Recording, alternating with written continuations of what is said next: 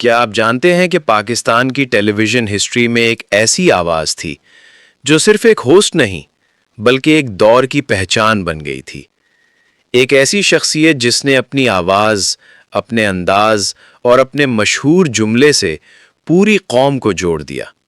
دیکھتی آنکھوں سنتے کانوں آپ کو ہنا سمی اور طارق عزیز کا سلام پہنچے۔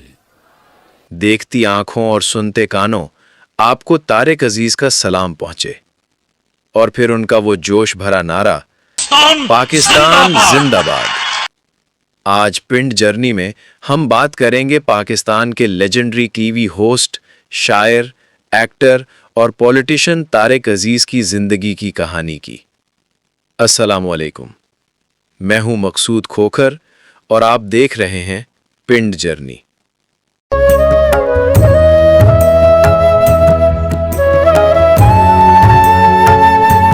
ابتدا ہے رب جلیل کے بابرکت نام سے جو دلوں کے بھید خوب جانتا ہے۔ دیکھتی آنکھوں اور سنتے کانوں آپ کو طارق عزیز کا سلام پہنچے۔ طارق عزیز 28 اپریل 1936 کو جالندھر، برطانوی ہندوستان میں پیدا ہوئے۔ ان کا تعلق ارائن خاندان سے تھا۔ ان کے والد میاں عبدالعزیز ایک وکیل، صحافی اور میگزین ایڈیٹر تھے۔ وہ سیاست اور آزادی کی تحریک سے بھی گہرا تعلق رکھتے تھے۔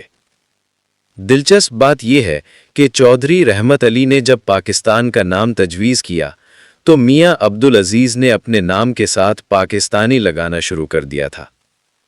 ان کے ان نظریات کی وجہ سے انہیں اپنی نوکری تک کھونا پڑی۔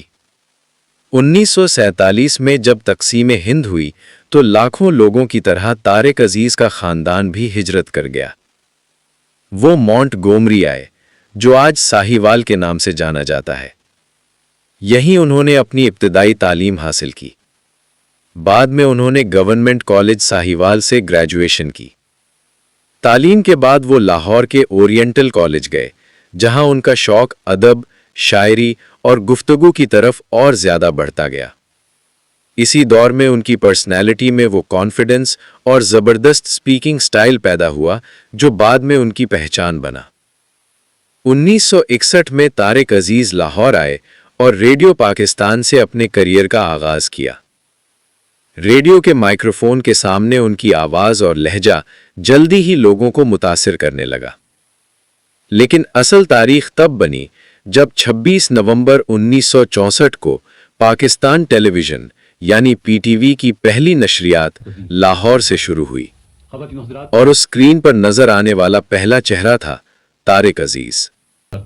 جی ہاں، وہ پاکستان کے پہلے ٹی وی اناؤنسر اور ہوسٹ بن گئے۔ 1974 میں طارق عزیز کا مشہور شو نیلم گھر شروع ہوا۔ یہ صرف ایک شو نہیں تھا، یہ ایک قومی تفریح کا حصہ بن گیا تھا۔ ہر ہفتے لوگ اس شو کا انتظار کرتے تھے۔ بعد میں اس کا نام طارق عزیز شو اور پھر بزم طارق عزیز رکھ دیا گیا۔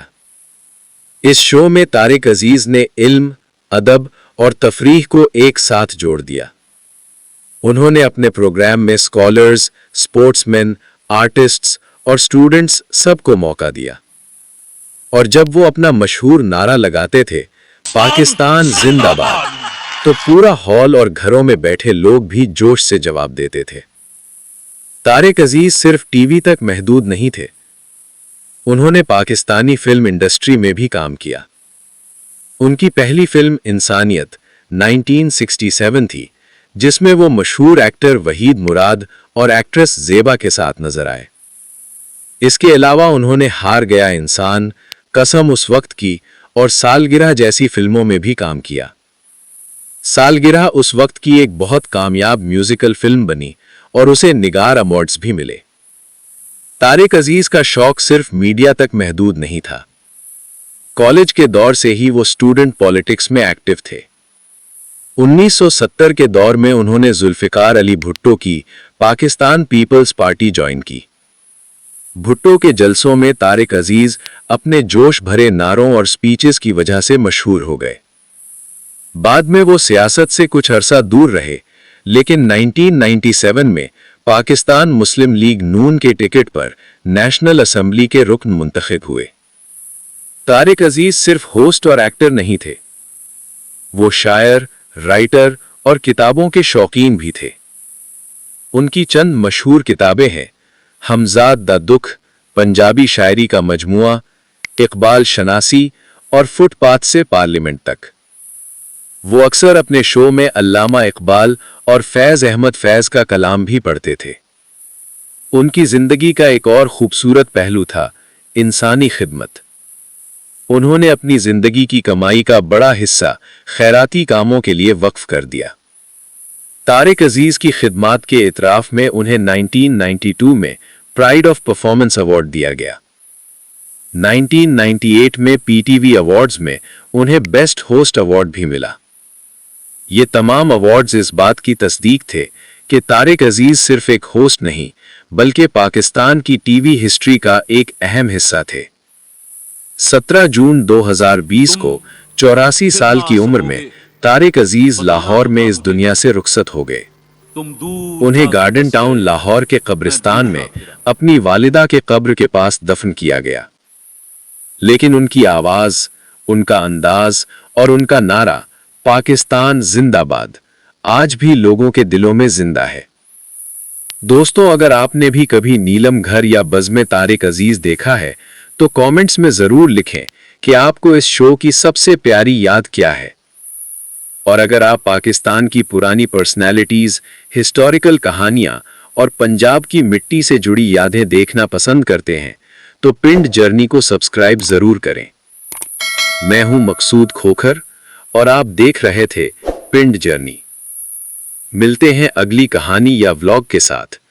तब तक के लिए अल्लाह हाफिज।